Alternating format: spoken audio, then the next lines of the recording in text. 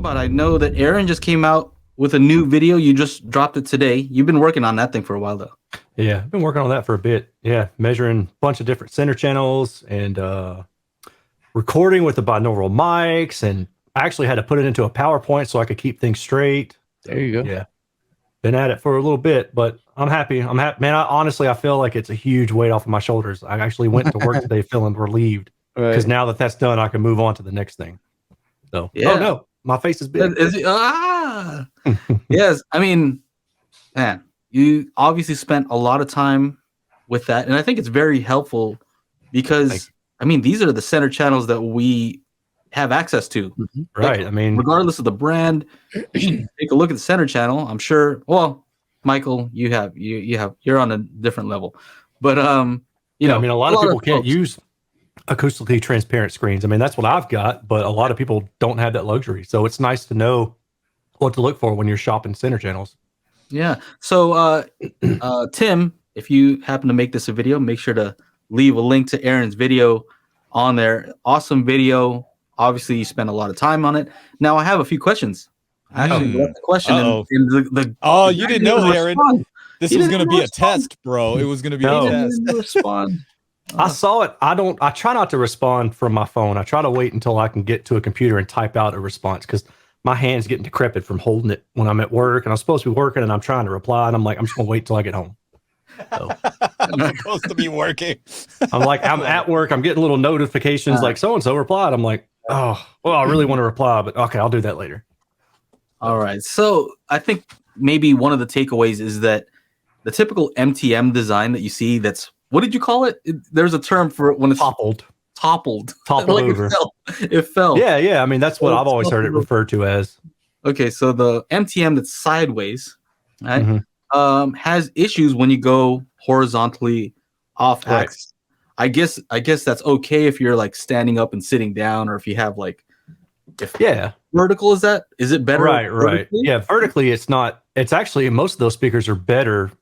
Okay, so it's hard to explain. So when you take an MTM standing up on its own horizontally, it's fine. Vertically it's bad, but when you flip it on its side, then obviously that changes. So horizontally it's bad, vertically it's okay. You know, when you're talking about dispersion, you know, you want the dispersion to be, you want the sound to be basically the same from seat to seat, because when it's not, then you don't hear the same thing as your buddy hears, or the person sitting in the center doesn't hear the same thing as the side person. So sure. Now, if you had the option, so I have an option. I use an acoustic transparent screen. I do have a center channel there, but it's an MTM. Right. Would I be better off? Because it doesn't matter, right? It's not that I'm constrained to the TV, you know, having to be under, nothing like that. Right. Should I just take that and flip it the other way? Yeah. Generally speaking. Yeah. I mean, so there's a lot of, as I said in the video, you know, I try to make it as concise as I could, because there's a lot of, when you get down in the weeds, there's a lot of intricacies, you know, like we could go forever. We could say, you know, we've got this MTM design and this one's going to be better than this one because the mids are pushed closer to the tweeter. And then this one's mids are pushed way far out. So that's going to be a bad design. And there's a lot of give or take, you know, it's compromises in design. But generally speaking, you know, you don't want a two-way MTM design laid over on its side, because the horizontal dispersion is not even throughout. And you often have like a pretty significant null in between like 20 to 40 or 50 degrees off axis.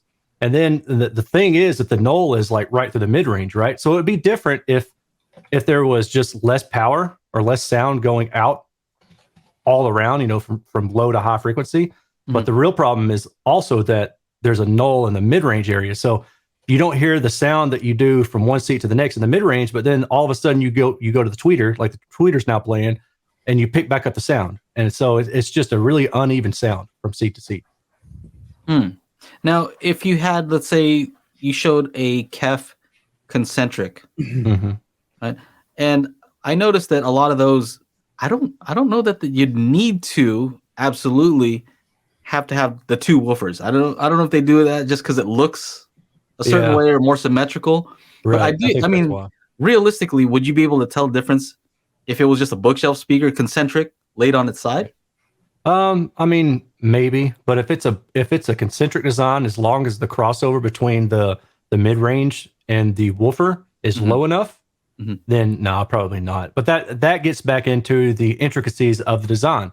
So for example, if they cross the the mid range and the woofer at like 2 kilohertz, then absolutely you're going to have a problem. But if it's crossed at 300 hertz, then both of them are pretty much radiating omnidirectionally at that frequency, so they meld together, so to speak, and they sound like one point source.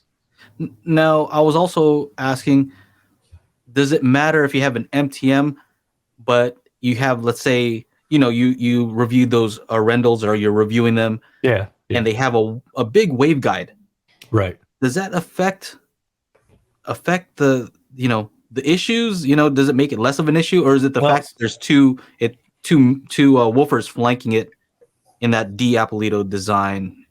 What is the issue? Well, so the Arendal doesn't have that, just to make sure that we're talking about the same thing. It's only got the one woofer below it for the bookshelf speaker. I guess let me just say, because I'm referring more to the Monolith one that I'm using. Yes. Yeah. Monolith has, tweeter, so that one's probably not going to look good either. I'm willing to bet once you go off the side, because it uses 5 1/4 or 6.5 inch woofers, and then it's got a big waveguide, which means that center to center spacing between those two woofers is even further apart now, right? So the closer you bring speakers together, the more they act as one point source. But the further you put them apart, the less they do and the more interference they have. And that's when you wind up with those nulls as you go off axis and you traverse from side to side of the speaker. And then so you've got that big, huge mid-range, or the waveguide, that's about the same size as those mids. That puts that center to center spacing probably, like if they're 7 inch, what is that? Maybe 14 inches apart. So you could actually do the math. You could figure that out and say, speed of sound divided by 14 divided by 2 is roughly where you're going to start getting into comb filtering issues. Interesting. Yeah, I'm gonna flip those. I would vertically. I would. That's a freebie, So yeah, I mean, exactly. That's why people talk about using acoustically transparent screens, and then you're truly timbre matched. That's the other thing, because it's the timbre matching of these center channels. They're not timbre matched to their bookshelf or their tower speakers. Like they look the same. They use the same components. They may kind of sound the same, but they're not truly timbre matched.